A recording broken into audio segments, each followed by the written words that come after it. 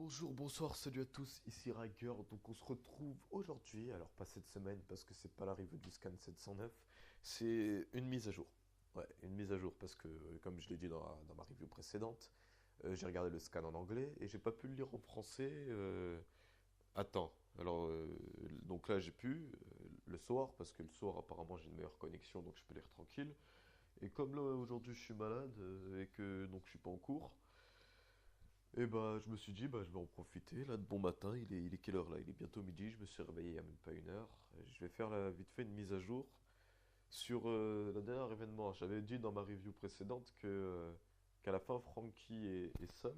Enfin, il s'appelle pas. En fait, je sais pas s'il s'appelle Sol, le petit soldat jouet, mais il y a marqué Sol sur son casque, hein. Donc, moi, je vais l'appeler comme ça, je vais pas me prendre la tête. Et Sol a eu une conversation. Et donc, Frankie apprend que Sol aussi a prévu de détruire l'usine avec ses collègues. Donc déjà c'est une bonne chose parce on va enfin apprendre où est l'usine, donc je pense que les choses vont enfin bouger parce que là ces derniers temps, comme je disais, les scans commençaient franchement à être chiants. C'est pas parce qu'il y a des combats, il y a des combats qui sont mal faits en plus, hein.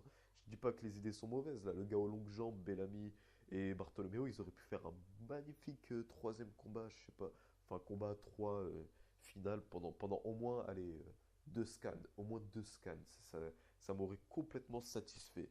Mais là, on a eu de la merde, et donc du coup, moi, je suis pas content, et je n'hésite pas à le dire. Donc, à partir de ça, bah, bah, ça apporte déjà une information supplémentaire, hein. Moi qui étais un peu déçu, ça me rend un peu plus content, j'ai envie de dire.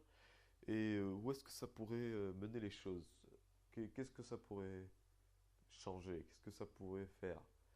Eh ben, ça pourrait juste, franchement, là, je suis en train d'essayer de trouver des idées parce que là, je le fais un peu freestyle. Franchement, en fait, non, c'est juste que ça apporte une information supplémentaire et que je tiens à le dire. Et mon avis à ça, il est très positif parce que ça va, comme je me répète, ça va enfin faire bouger les choses. On va un peu arrêter de stagner sur des combats mal faits, franchement, des bonnes idées de personnages, mais des mauvaises mises en scène. Et ça me déçoit plus qu'autre chose de la part d'Oda parce il était capable de me faire rêver à une époque, hein, avec ses combats. Je veux dire, comme je disais, même le combat Sandy Jin qui date.